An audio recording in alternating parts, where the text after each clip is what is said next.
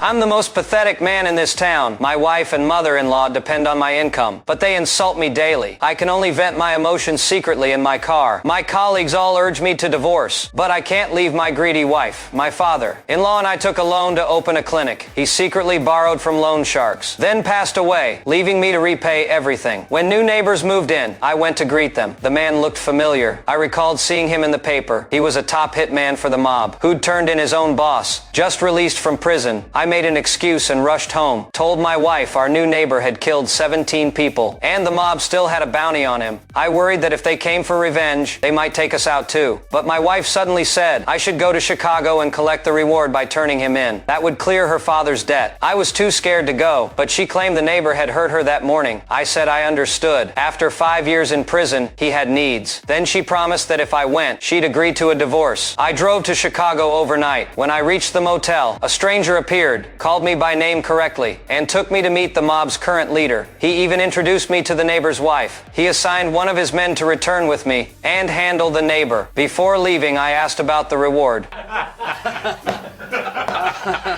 But they wouldn't give me a single dollar. I secretly called the neighbor, telling him to run. His voice stayed calm. He said he'd handle it. The enforcer and I drove back to town. But it turned out they were old friends.